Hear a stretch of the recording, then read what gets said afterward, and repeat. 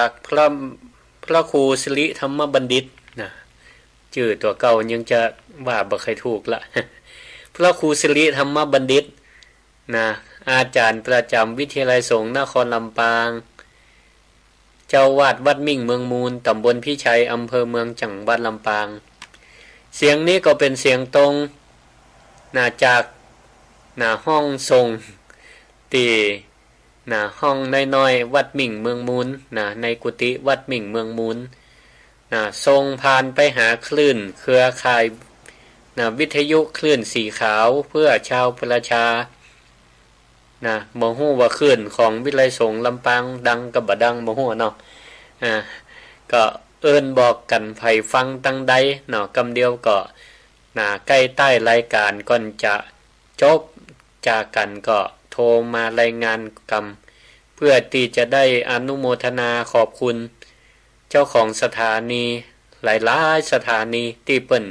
เป็นเครือข่ายกับขึ้นสีขาวเพื่อชาวประชากราบขอบพระคุณในเมตตาของท่านอาจารย์พระครูอภิวัฒนวิกรมรองเจ้าคณะอำเภอไดหล่อผู้อำนวยการสถานีขึ้นสีขาวเพื่อชาวประชาวัดปากตังเจริญอำเภอไดหล่อและขออนุโมทนาขอบคุณเจ้าของสถานีภาคเอกชนภาคประชาชนภาคหลายๆภาคที่เปิ้นได้ลิงก์ขึ้นสีขาวนำรายการศิริธรรมกับเมืองของพระครูสิริธรรมบัณฑิตที่อยู่ลำปางมุมหนึ่งของจังหวัดลำปางไปสู่หลายๆจังหวัดในภาคเหนือพ่องกอบดังไปถึงละปูนเชียงใหม่ลำปางวังเหนือแป่น่านพะเยาไปทุกที่ทุกแห่งสดแผ่วเมืองฝางบางเตื้อก็ตั้งขึ้นวัดไฟหินเปิ้นก็สัญญาณตัวศรัทธาญาติโยมอยู่ตั้งบ้านตั้งจองพ่องก็ว่า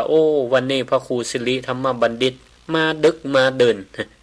มาดึกแต่ว่าพ่องก็พอจะเข้านอนละก้าเนาะ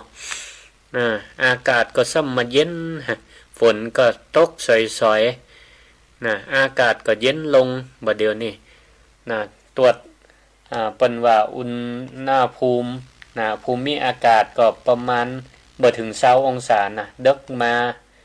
ก็ลงมาติ๊กๆตีมาดึกจะเนี่ยก็ขอสุมาอภัยที่จริงแล้วได้รับเมตตาจากท่านอาจารย์พระครูอภิวัฒนวิกรมเปิ้นฮื้อเวลาออกรายการทุกวันพุธสัปดาห์ที่3ของเดือนเปิ้นฮื้อเวลา 20:00 นถึง 4:00 นแต่ด้วยภารกิจขอสุมาอภัยตะกี้ก็ได้บอกอาจารย์พระมหาสมชาติไปเนาะว่า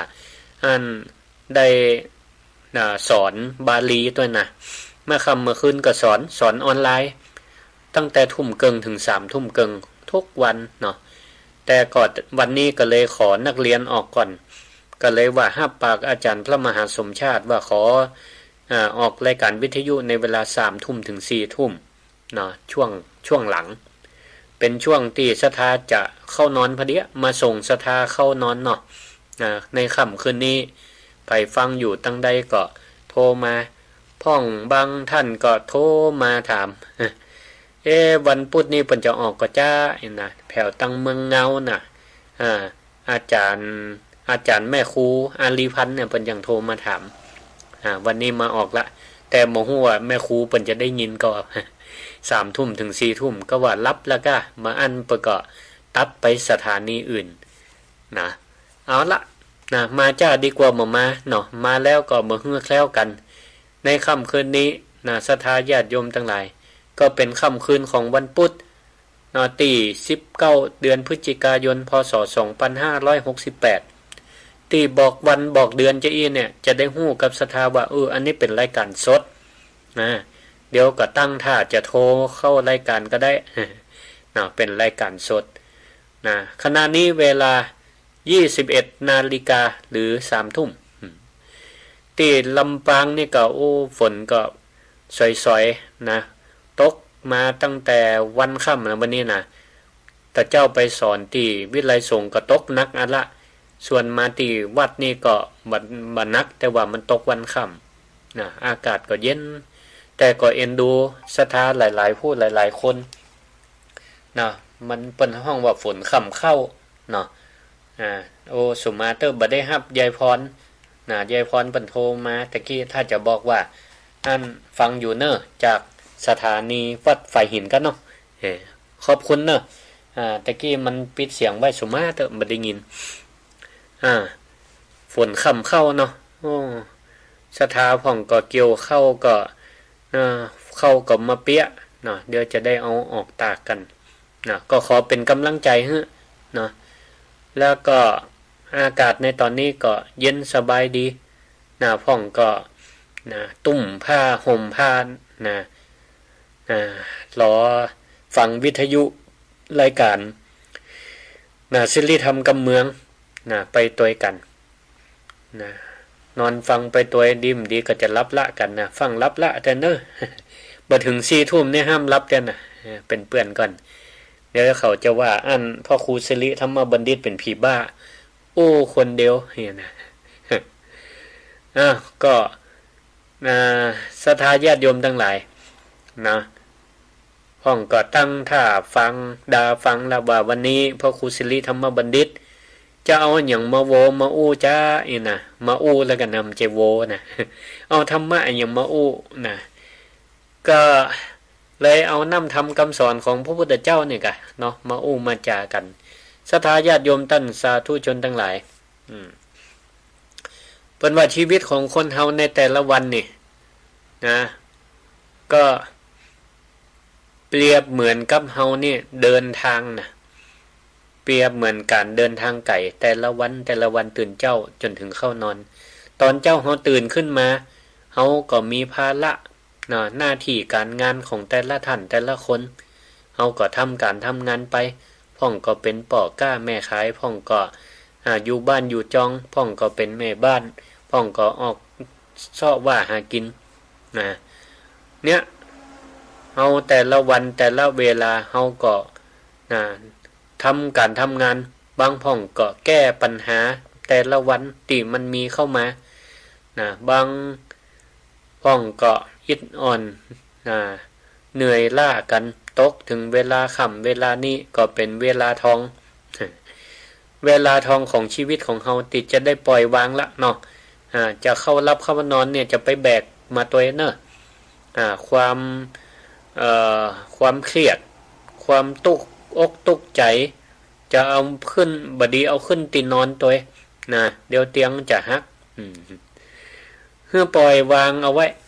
ปล่อยวางมันจะปัญหาจะนักแค่ไหนเฮาซัวไว้ก่อน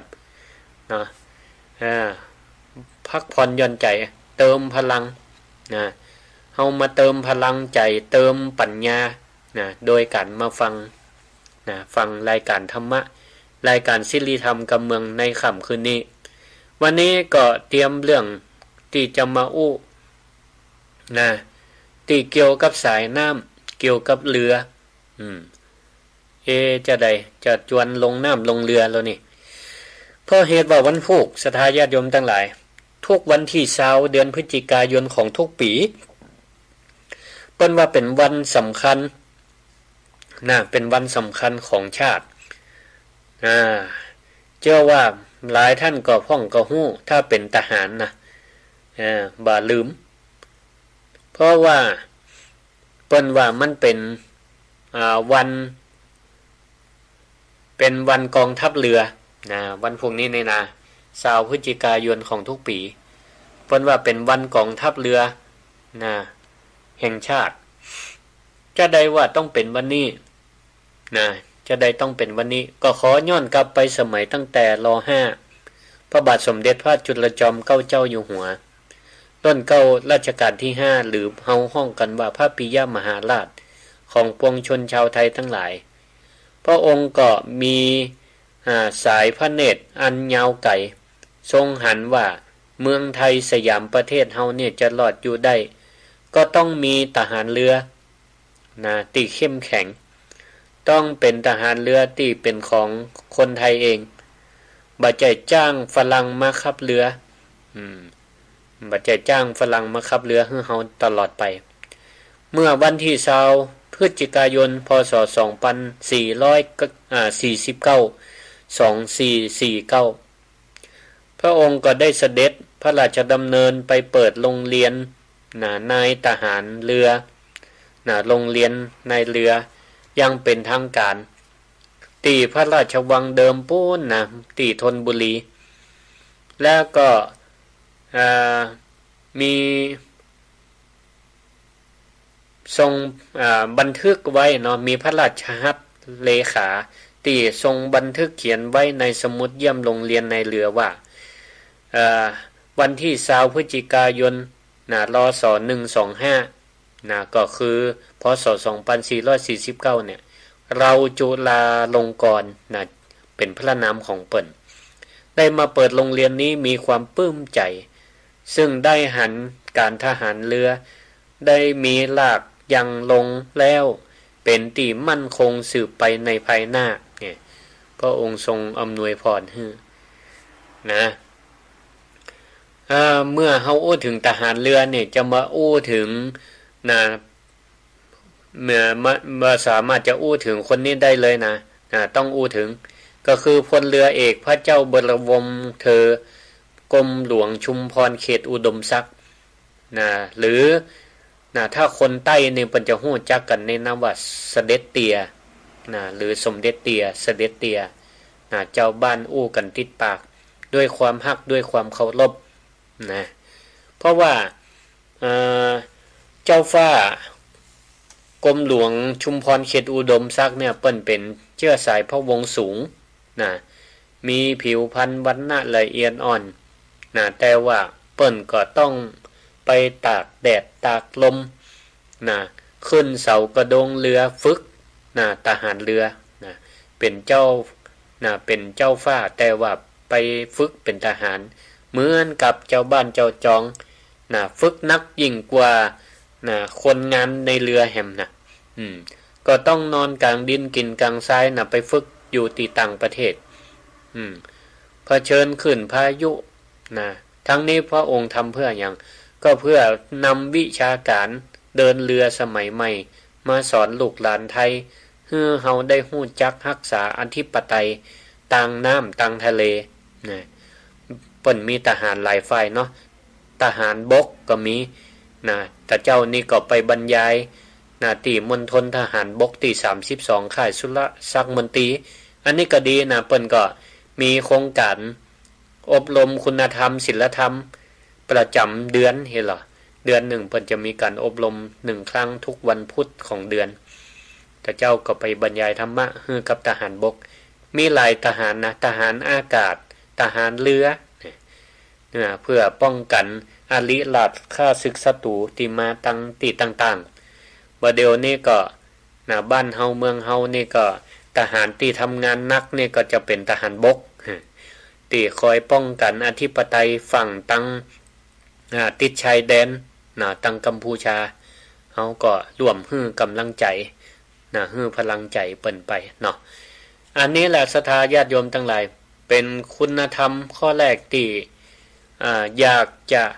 ฝากไว้คือจาคะคือการเสียสละความสุขส่วนตัวเพื่อความสุขส่วนรวมที่เจ้าฟ้ากรมหลวงชุมพรเขตอุดมศักดิ์ที่พระองค์ทรงเป็นผู้เสียสละไปห่ำไปเฮียนเอาวิชาความรู้จากตะวันตกมาถ่ายทอดสอนหมู่ทหารเรือรุ่นสู่รุ่นอันนี้แหละก็เปรียบเหมือนเตียนตีเผาไหม้ตัวเก่าเพื่อให้แสงสว่างแก่คนรอบข้างทหารเรือเปิ้นก็เสียสละอยู่กลางทะเลง่อมเหงาพอไปทางใดมีกับน้ำกับทะเลอันตรายก็มีพายุจะมาเมื่อใดเฮาก็บ่ฮู้อันเนี้ยก็เพื่อหมู่เฮาทั้งหลายนั่นแหละเพื่อได้อยู่ดีสบายปลอดจากข้าศึกศัตรูทั้งหลายวันพรุ่งนี้เจ้าเนี่ยถ้าตื่นมามีโอกาสก็ขอส่งกำลังใจให้ทหารเรือที่ยังมีชีวิตอยู่ที่เปิ้นคอยปกป้องอธิปไตยอยู่น่านน้ำทั้งหลายและก็อุทิศส่วนกุศลไปหาบรรพชนทหารเรือทุกผู้ทุกท่านตัว เนี่ยความสำคัญของวันกองทัพเรือนะที่จะมีขึ้นในวันผูกนะอันนี้ก็เกินกับศรัทธาญาติโยมทั้งหลายทีนี้นะเฮาก็ลองมาเปลี่ยนมุมมองนะจากทะเลอ่าวไทยมาสู่ทะเลใจนะมาสู่ทะเลใจหรือทะเลชีวิตนะกันพ่องเนาะในทางพระพุทธศาสนาเนี่ยพระพุทธเจ้าพระพุทธองค์ทรงเปรียบโลกใบนี้เหมือนกับห้วงน้ำใหญ่ที่เรียกว่าโอคะนะที่เป็นห้องว่าโอคะหรือวัฏสงสารนะหรือวัฏสงสารศรัทธาญาติโยมทั้งหลายเคยสังเกตก่อนว่าชีวิตของคนเฮาเนี่ยกำเดียวก็มีความสุขกำเดียวก็มีความทุกข์นะเหมือนกับคลื่นทะเลเนี่ยบางวันตื่นมานะเฮาบางเจ้าเฮาตื่นมาก็อารมณ์ดีนะเหมือนกับทะเลนะวันนี้บ่มีลมมีคลื่นหยังก็มันก็คลื่นน้ำก็บ่ค่อยมีตัวใดก็เรียบๆก็มีคลื่นเบาๆแต่บางวันตื่นเฮาขึ้นมาแล้วรู้สึกว่างุดงิดเพราะอาจจะเป็นนอนบ่หลับกะนะหรือว่างุดงิดใจที่จะไปหาการหางานที่มันรอท่าอยู่ตั้งหน้าแล้วมันอาจจะมองว่ามันจะมีปัญหาอุปสรรคอย่างเงี้ยไปเสาะเบียหาเงินนะเรื่องลูกเรื่องเต้าของก้านะก็ปาหึงงุดงิดใจเหมือนกับเฮานะที่ออกทะเลไปก็เดนะพายุนะพายุพ่องคลื่นพ่องมากันเป็นละลอกนะหรือว่าเปรียบเหมือนกับเฮานี่กำลังแบกว่ายอยู่ในทะเลแห่งนี้เพื่อที่จะไปให้มันถึงฝั่งก็เรียกว่าความสุขที่แท้จริงหรือภาษาทางพระพุทธศาสนา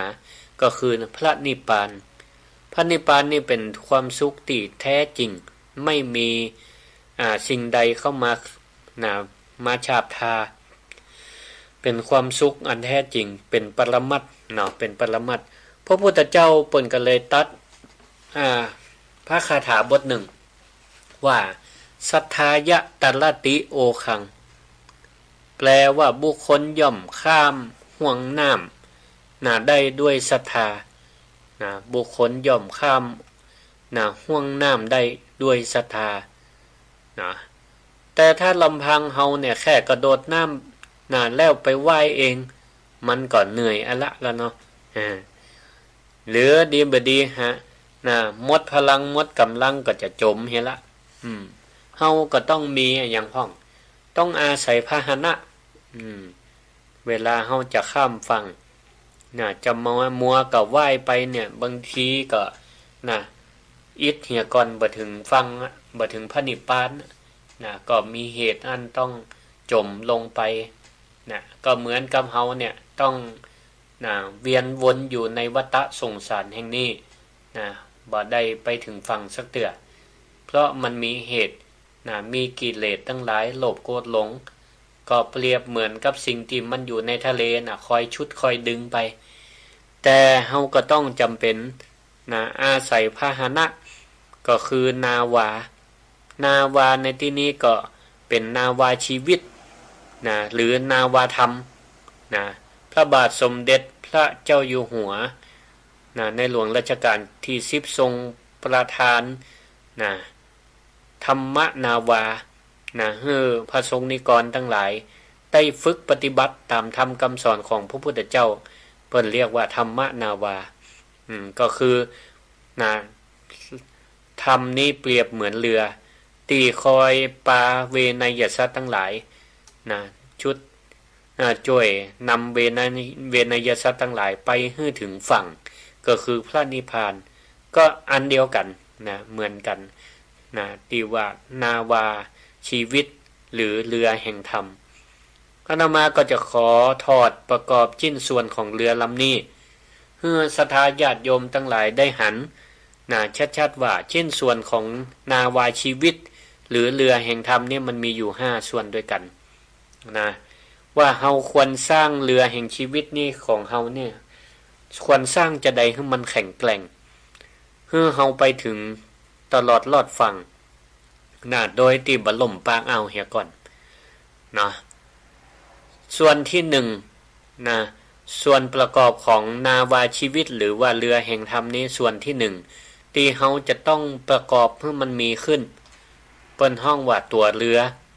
ก็คือหยังตัวเรือก็คือศีลศรัทธาญาติโยมทั้งหลายเรือนี่จะงามจะใดจะงามแค่ไหน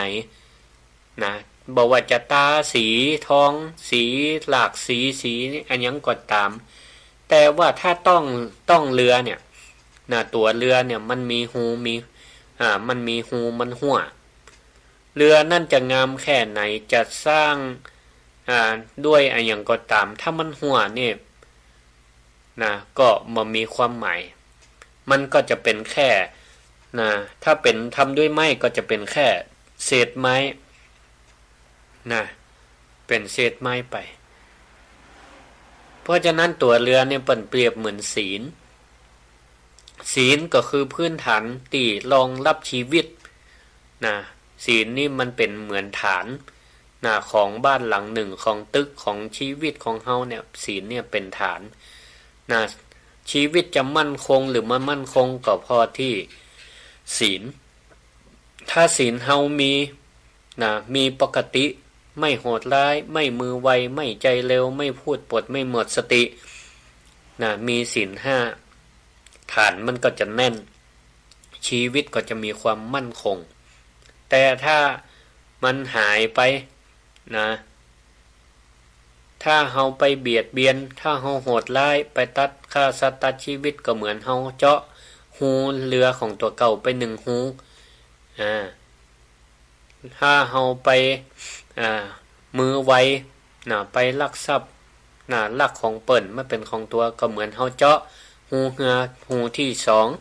2ก็ยังพิษไปข้อที่3พิษลูกพิษเมียก็เหมือนเจาะข้อที่เจาะเหือไปแหมหู1ไปอู้ปดมดเท็จจุไหลลอกลวงเปิ้นไปเป็นแก้งคอเซ็นเตอร์จุเอาเงินเอาทองเปิ้นก็เหมือนเจาะหูไปติ๊กประมาทเสพสิ่งเสพติดทำลายเข้าของทำลายชีวิตก็เหมือนเจาะหูไปติ๊กหูเหือเนี่ยแทนที่จะบ่มีหูมันก็หัวไปก็จะทำให้ชีวิตของเฮานั่นอยู่ได้บ่เหมือนอย่างนี้ก็ถือว่าเป็นส่วนสำคัญตัวเรือก็เปรียบเหมือนศีลส่วนที่2องค์ประกอบที่2ส่วนสำคัญของเรือก็คือหางเสือนี่บ่มีบ่ได้ถ้าเรือบ่มีหางเสือนี่มันบ่มีทิศทางไปเรื่อยอันนี้เปิ้นก็เปรียบเหมือนกับเฮาชีวิตเฮาเนี่ยจะไปตั้งหน้าได้เนี่ยมีชีวิตแล้วจะไปตั้งหน้าได้ก็ต้องมีสติคอยกำกับเปิ้นว่าเรือที่แข็งแรงถ้ามันหมุนอยู่กลางทะเลวนอยู่ไปวนมาก็บ่มีประโยชน์ไปบ่ถึงฝั่งสักเตื้อแต่ถ้าเฮามีสติเป็นตัวขับถ่ายเหมือนกับตัวหางเสือเวลาโคดสติมันก็มาจับเอามาตักเอาว่าโกรธเนาะโคดเนาะแล้วก็ดึงหางเสือเอาไว้บังคับบ่ให้มันไปตามอารมณ์บางเตื้อโคดแล้วก็หลุดละพอหลุดบ่มีหางเสือบ่มีสติกำกับก็ไปทะเลาะเบาะแว้งตีต่อยเบียดเบียนซึ่งกันและกันมันปาไปละตามอารมณ์โลภก็เหมือนกันถ้าบ่ใจสติเข้าไปยับยั้งใครได้แต่บ่ใจสติปัญญาของตัวเก่าบ่ใจความสามารถของตัวเก่าก็ไปชกชิงไปปล้นไปจี้ไปอันหยังของเปิ้นก็ทำให้ชีวิตเปิ้นเดือดร้อนอย่างนี้เป็นต้นมันก็ต้องมีสติคอยจับกำกับเอาไว้โลภเฮาก็ฮู้ว่าโลภเนาะใครได้เนาะจักหางเสือบังคับเอาไว้ให้มันเดินไปตามเส้นตามสายที่มันถูกต้องอย่างนี้อันนี้แหละศรัทธาญาติโยมทั้งหลายถ้าเฮามีสติคอยกำกับก็เหมือนกับเรือที่มันมีหางเสือคอยบังคับทิศทางบ่ให้มันวิ่งไปจนต่อบ่ให้มันวิ่งไปจนปัญหาอุปสรรคทั้งหลาย มันก็จะยากให้ชีวิตเฮามันพังทลายลงได้ส่วนประกอบของนาวาธรรมส่วนที่3ก็คือสมอเรืออันนี้ก็ขาดบ่ได้เหมือนกันเรือต้องมีสมอเอาไว้อย่างไว้เวลาจอดเวลาหยุดก็เปรียบเหมือนอย่างเปิ้นว่าเปรียบเหมือนตัวธรรมะก็คือสมาธิสมาธิเนี่ยเรือที่มันจอดนิ่งๆถ้าเฮาบ่ตอดสมอเวลาคลื่นลมมาปัดเรือเนี่ยมันก็จะไปตามกระแสของลมของคลื่นไปแต่ถ้ามันมีสมอเอาไว้คอยทวงเรือนี่ก็จะบ่ไปทางใดเนาะก็เหมือนกับจิตใจของคนเฮาก็เหมือนกันถ้าเฮาบ่มีสมาธิบ่มีสมาธิ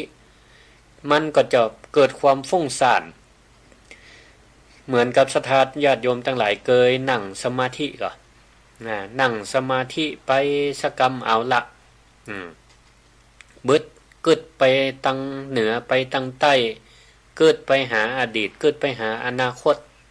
มันบ่อยู่นิ่งเพราะ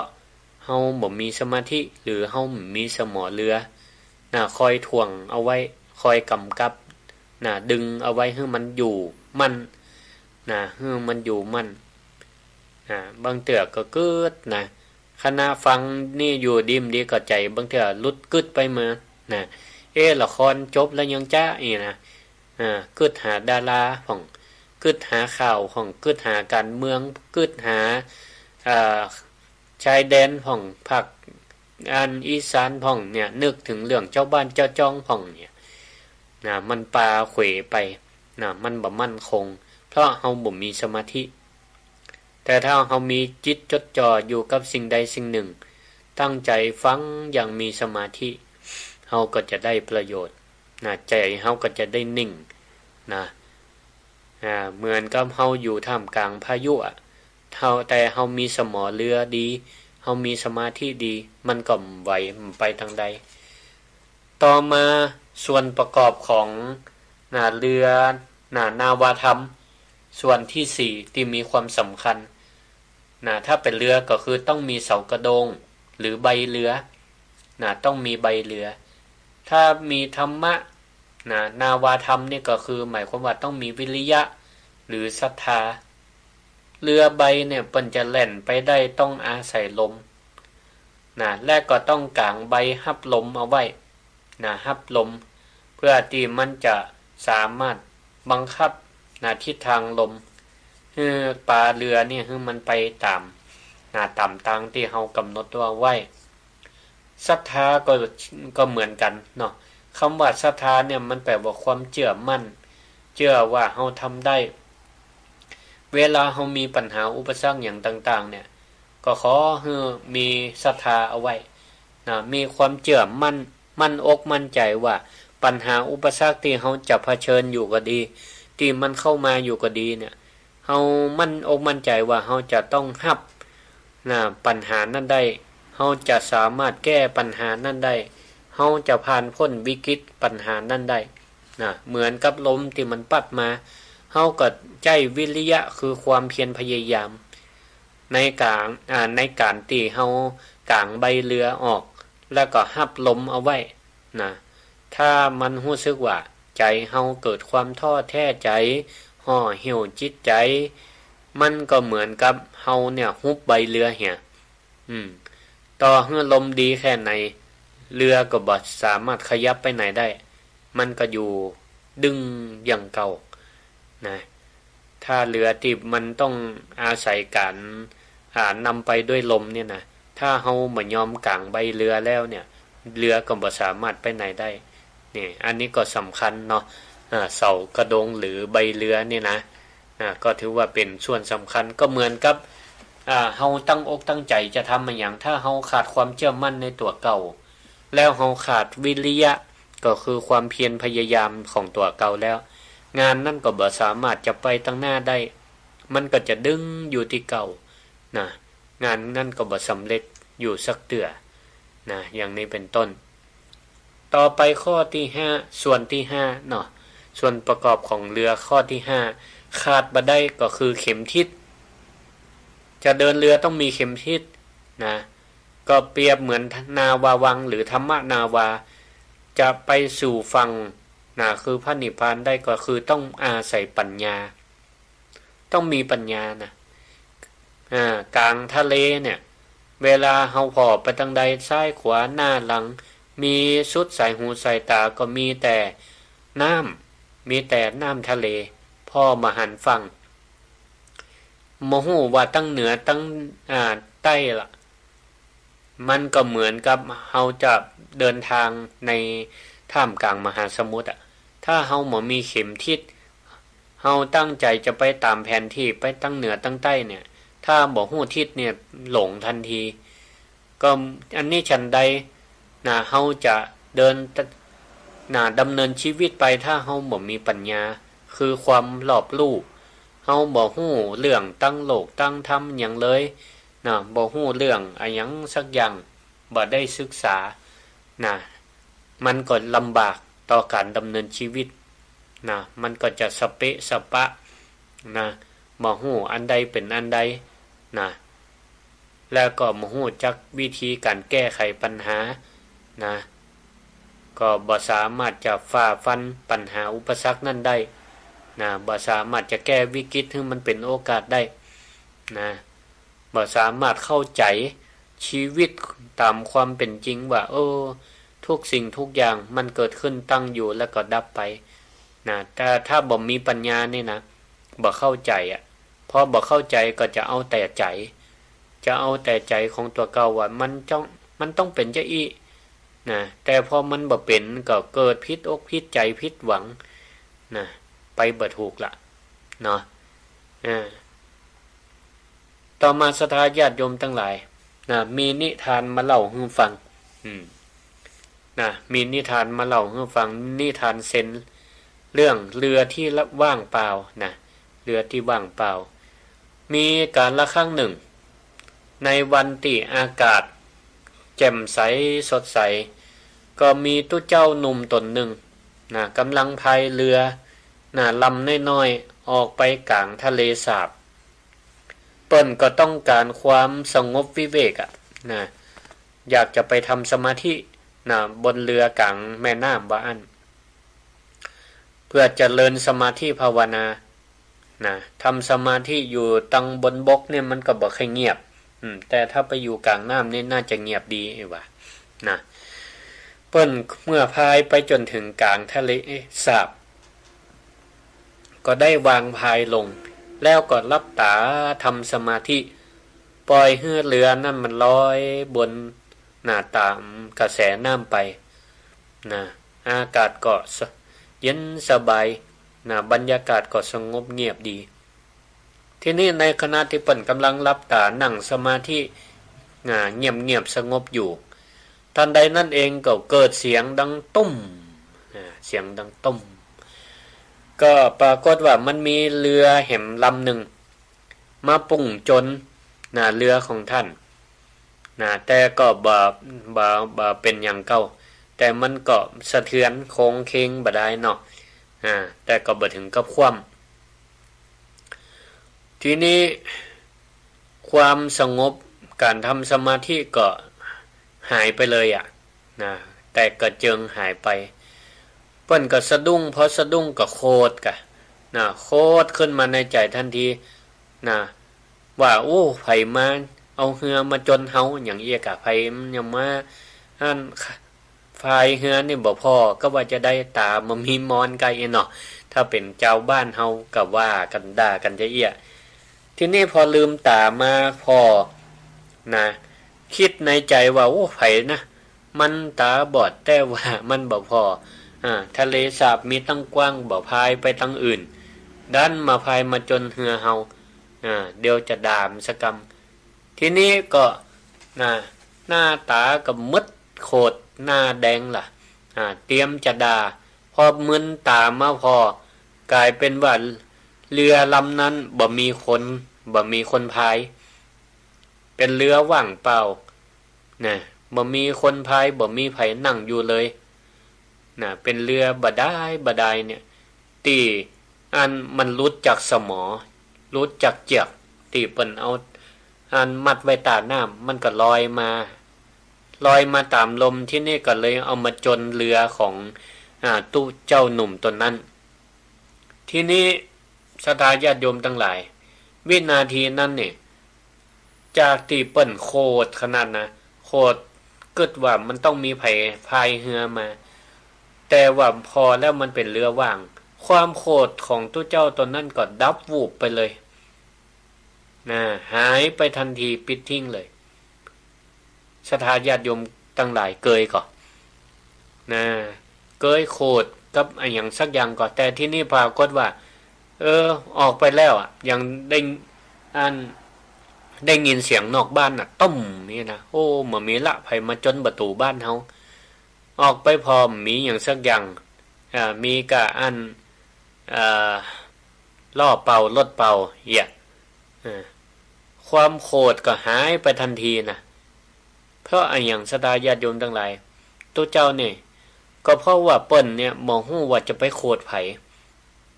ศรัทธาญาติโยมตั้นทั้งหลายก็อาจจะมีประสบการณ์ใจเอี้ยเนาะ นะบางทีอาจจะออกไปด่าอยู่แล้วมู้จะด่าไผมันมาหันตัวทีนี้เปิ้นขั้นว่าเปิ้นจะยืนด่าเรือเรือเป่าๆที่มาจนเนี่ยมันก็จะยืนด่าก็เดี๋ยวเขาหันก็จะว่าเป็นผีบ้าเนาะเดี๋ยวเขาหันว่าก็จะว่าเป็นผีบ้าเป็นคนบ้าเปิ้นก็เลยแค่หัวออกมาแล้วก็เคลียร์เรือลำนั่นออกไปเหี่ยแล้วก็ทำสมาธิต่อใจก็สงบกว่าเดิมเนี่ยศรัทธาญาติโยมทั้งหลายนิทานเรื่องนี้มันสอนอย่างกับเฮาห้องในชีวิตความเป็นจริงศรัทธาญาติโยมเฮาก็มักจะเจอเรือที่มาจนเฮาอยู่เสมอขับรถอยู่ดีๆก็มีรถปาดหน้าทำงานอยู่ดีๆก็มีเพื่อนร่วมงานอู้จ๋ามากระทบกระเทียบพ้องก็เปรียบเหมือนกับเรือมาจนเฮาเนี่ยก็เหมือนกับตู้หนุ่มเปิ้นเนาะมีเรือมาจนปิกมาบ้านมาปะผัวปะเมียจมพ้องลูกเต้าเราหลานบ่เจือฟังพ้องลึกพ้องกาให้คัดใครได้นั่นใครได้นี่พ้อง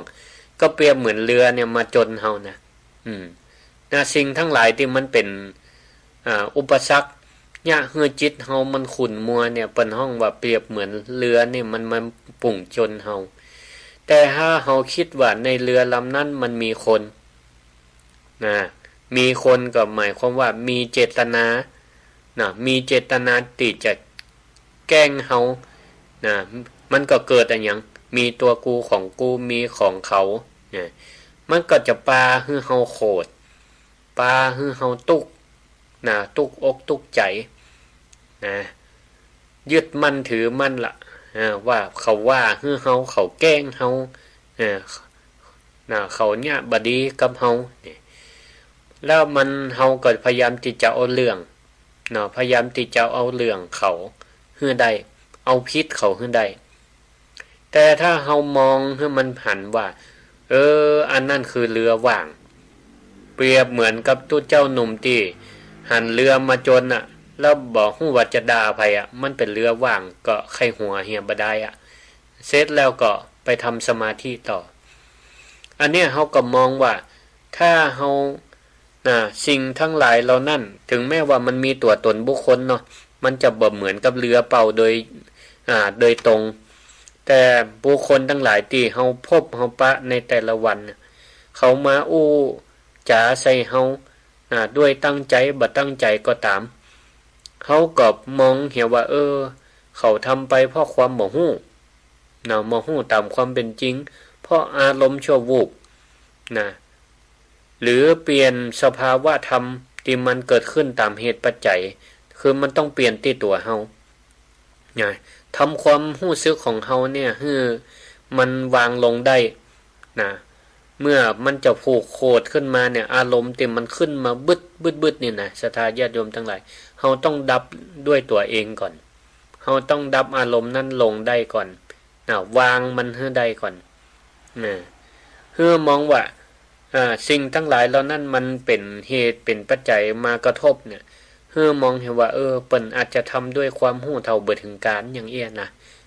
มองดีแต่เฮาบ่ได้มองเพื่ออันเวลาสิ่งใดมากระทบเฮาก็จะต้องปะทะตอบนะ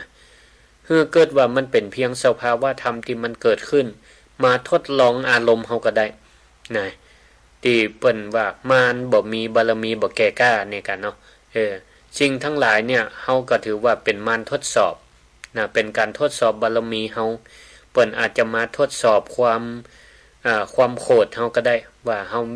โกรธเมื่อความโกรธมันเกิดขึ้นเนี่ยเฮาดับลงได้ก่อนะระงับความโกรธตัวเก่าได้ก่อเฮามีเมตตาธรรมก่อนะเหมือนกับ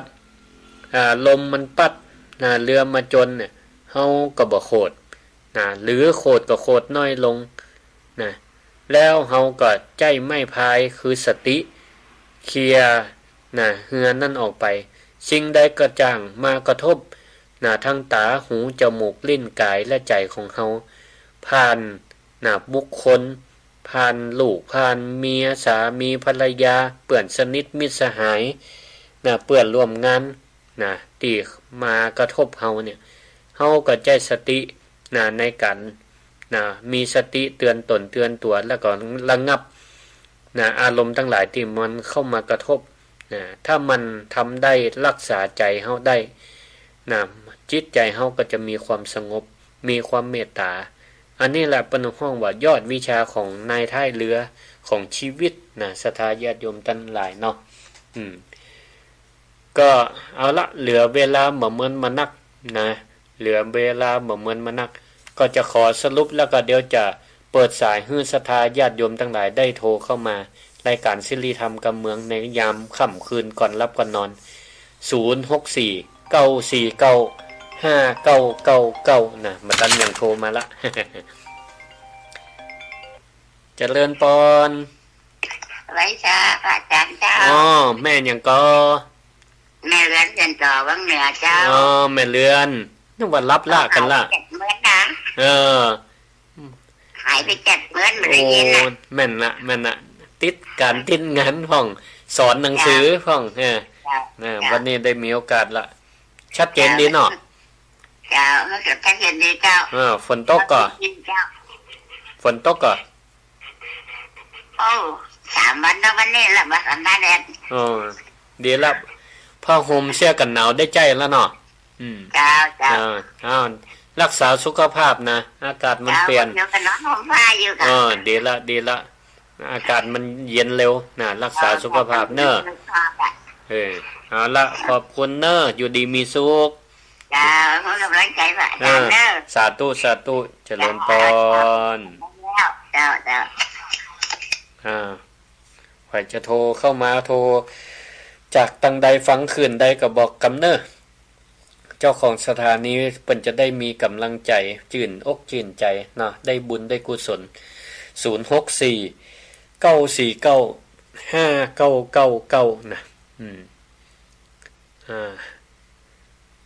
ก็สรุปให้ฟังที่ได้อูมาได้อูมาตั้งแต่ต้นจนถึงตอนนี้เจริญปอนไว้สาเจ้าค่ะพระครูวันนี้ออกดึกเนาะออกดึกเลยมาส่งเข้านอนหนาวจะพูดอากาศเย็นหนาวเหมือนกันนะแม่ยังก็เบียงสมศรีเบียงปลาเป้าเบียงปลาเป้าฟังขึ้นอย่างนี้แม่ขจารกะฟังดารุณีสาธุขอบคุณเนอะที่โทรหากันสาธุสาธุเนอะสาธุเจริญปอนเจริญปอนไม่สาจ้าไม่โอ้ยอยู่ไหนเสมิงไม่อยู่เสมิงฟังไม่วางเรดิโอนะฟังอาจารย์อยู่เจ้าสาธุเนอะสาธุตอนโต๊ะก็หนาวอยู่เนาะตกนานกระโต๊ะรักษาสุขภาพเด้อขอบคุณ เจริญพร เจ้า เจริญพร ก็ไม่สาเจ้าอาจารย์โทรจะมาโน่กันนะเจ้า แม่สายทองเนาะ เจ้า สาธุ ฟังอยู่ ฟังอยู่ งั้นลำพูนวิดีโอเก่า 99.50ชัดเจนดีเจ้า สาธุสาธุชัดเจนดี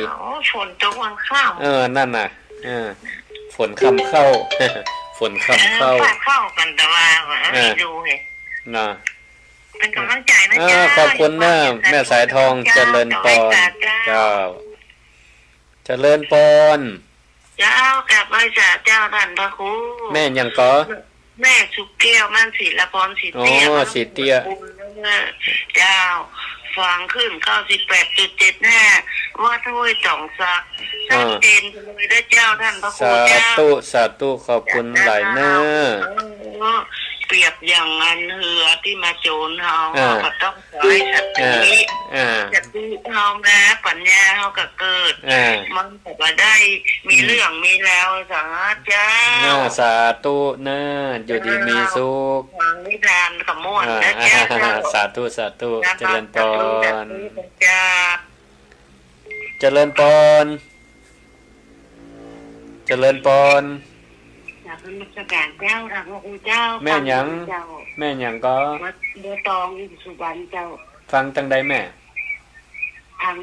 สถานีเนี่ยอาจารย์เจ้าอยู่พะเยาเจ้า อยู่พะเยาแม่ขจารย์เนาะชัดเจนดี เจ้าชัดเจนดีเจ้า สาธุสาธุนึกว่าป้ากันรับละกันละมารับจะเนาะ ยังบรัสเจ้าจะทำตลอด อนุโมทนาสาธุพะเยากับฝนตกอยู่เนาะ เจ้าตกมา3 วันแล้ว เจ้า เจ้า เหมือนกันหมดอันนี้เนาะ คิวเขาลาวันนี้ได้แต่ไม่สักแน่ น่ะกะลองคือมันเอียนดีก่อนเนาะก่อยเจียวเนาะก่อยแล้วเอาตากดีๆล้อตากเนาะ แต่บัดเจ้ารอตาก วันผูกวันเฮือกำลังยุดแล้วเนาะเป็นกำลังใจเฮือเนอสาธุสาธุครับเจริญพรฮัลโหลเจริญพรแม่หยัง แม่ดีเจ้า แม่ดี อยู่สักแปงเจ้า สันกำแพงฟังขึ้นอย่างแม่ ขึ้นมาถ่ายหินเจ้า วัดไฟหิน104สาธุชัดเจนดีเนาะ เจ้า สันกำแพงกับอันฝนตกอ่ะ ตกเจ้าวันค่ำแล้ว เห เจ้า มือนกันเนาะโอ้ภาคเหนือนี่ไทยเหมือนกันหมดอ่ะเนาะสาธุขอบคุณเนอะแม่สาธุอยู่ดีมีสุขเจริญพรสาธุเจริญพร ไหว้สายของพระครูเจ้า แม่หยังฮะ มาสร้างสัตว์เป็นนิดเจ้า ชัดเจนดีแม่หยังก็เนี่ย โอ้แม่สัตว์ลัดเป็นของอำเภอแบงฟ้าจังหวัดลำปางเจ้า สาธุ เจ้าคนตกวันขำวันนี้ น่ากะเหมือนกันหมดเนาะ เจ้าหนาววันขำเนาะ หนาววันค่ำดีอะผ้าห่มอันเสื้อกันหนาวปีแล้วได้เอามาใจแล้วเนาะ เจ้า เดี๋ยวระวังเป็นหวัดเป็นไอเป็นไข้กันเนอะ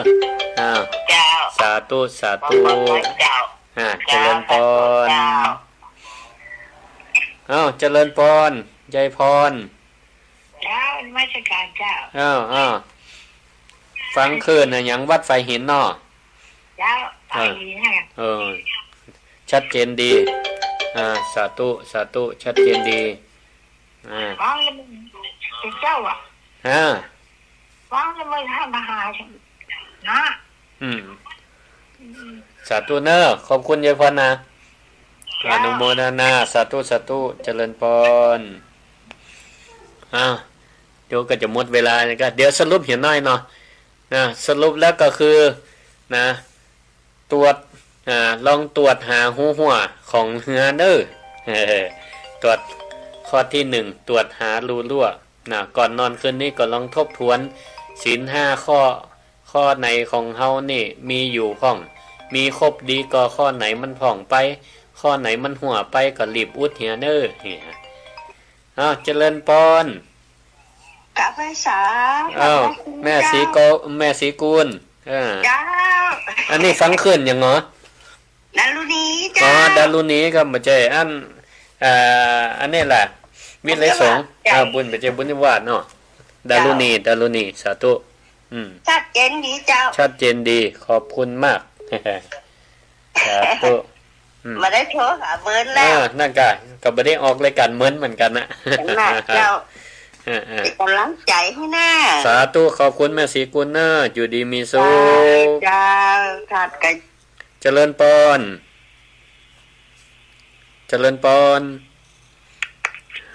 ฮัลโหลห้าสายแล้ว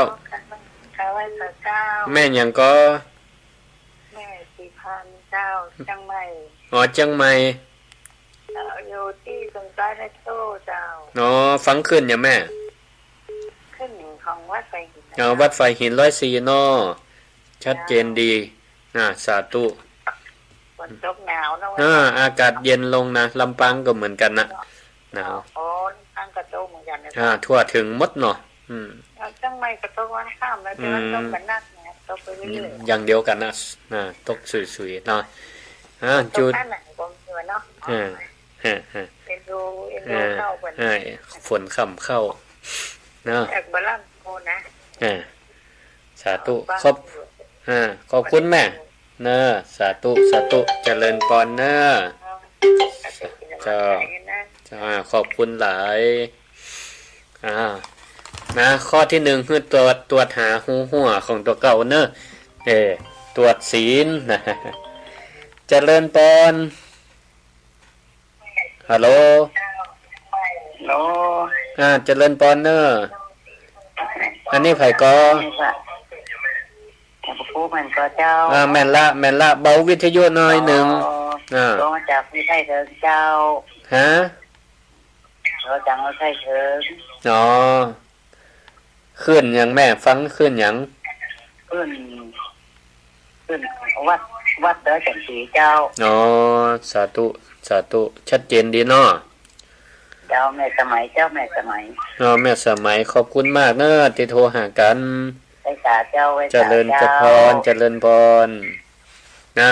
ข้อที่สองนะจับหางเสือนะวันผูกตื่นมานี่เช็คสติตัวเก่าหู้เนื้อหู้ตัวนะอาบน้ำก็หู้แปรงฟันก็หู้เนาะหู้เนื้อหู้ตัวนะบดีใจลอยเนอะ3นี่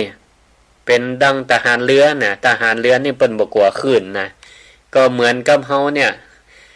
เวลามีปัญหาอุปสรรคมันเข้ามาเนี่ยเปิ้นว่ามีปัญหาไว้แก้ไม่ได้มีไว้กลุ่มนี่ล่ะนะก็เป็นกำลังใจให้ศรัทธาญาติโยมท่านสาธุชนทั้งหลายเปิ้นว่าฝากกรอนเอาไว้นะว่าวันผูกวันทหารเรือวันกองทัพเรือนาวาไทยเกรียงไกรในน่านน้ำโปรดปกป้องเขตขอบขันอย่ามั่นหมายเปรียบชีวิตคนเราทั้งหญิงชายต้องพายเรือกายยาฝ่าขึ้นลมมีศีลเป็นตัวเรือเอื้อคุ้มกันมีสติยึดมั่นหางเสือสมมีปัญญาส่องทางสว่างลมมีความเพียรเกลียวกลมใบเรือกลางยามพายุถมถังพลั้งพลาดผิดอย่าเพิ่งคิดทิ้งเรือเบื่อทุกถมทอดสมอคือสมาธิพิชิตกลมแล้วชื่นชมเรือว่างวางจิตใจถึงคลื่นลมโถมซัดสาดกระหน่ำใช้ธรรมะชี้นำส่องสดใสนาวาบุญแล่นลิ้วสู่เป้าชัยถึงฝั่งทางพ้นภัยสุขนิรันดร์นะเอาละท้ายที่สุดนี่ก็ขออนุโมทนาขอบคุณทุกท่านเนาะที่ได้ติดตามรับฟังรายการศิริธรรมกับเมืองโดยพระครูศิริธรรมบัณฑิต